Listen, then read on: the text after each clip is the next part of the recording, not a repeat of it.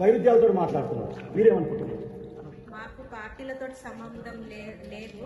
మొదట ఏంటంటే మా ఊరు బాగుండాలి, ప్రతి మతాన్ని ప్రతి వారిని మేము గౌరవించుకుంటాము. అదేవిధంగా మరి ఇక్కడ ఏం జరిగిందో మరి వీళ్ళైతే మా దగ్గరికి వచ్చి మరి కూలగొట్టే ముందు మాకు ఒక్క మాట కూడా ఎవరు చెప్పలేరు. అది మాత్రం చాలా బాధాకరం. ఎవరి మనోభావాలను ఎవరు కూడా బాధ పెట్టే అవసరం లేదు. మరి వారు ఆ విధంగా చేయడం కూడా కరెక్ట్ కాదు.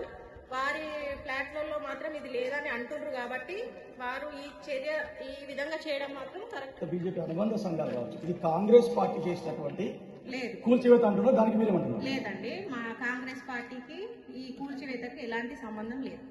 ఇక్కడ ఉన్న ఫ్లాట్ వాళ్ళు ఏమన్నా వారికి సంబంధించి దీన్ని ఈ విధంగా చేసింది కావచ్చు, కానీ కాంగ్రెస్ పార్టీకి అయితే సంబంధం లేదు.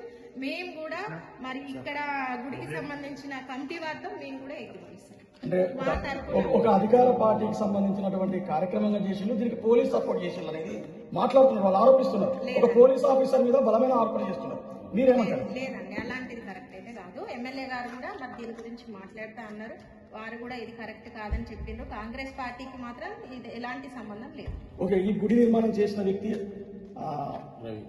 ఆత్మహత్య యత్నం చేశారు, హాస్పిటల్లో ఉన్నారు, దీనిపైన స్పందన? చాలా బాధ అన్న ఆ విధంగా నిర్ణయం తీసుకోవడం అయితే బాధ. కాకపోతే అన్నకి ఎంత మనోవేదన కలిగి ఆ విధంగా చేసిండ్రు అనేది మనం కూడా అర్థం చేసుకోవాలి. ఇక్కడి వారు ఆ విధంగా ప్రవర్తించడం కూడా కరెక్ట్ పని అయితే కాదు. ఓకే, ఈ గుడి నిర్మాణం గురించి మీరేమనుకుంటున్నారు?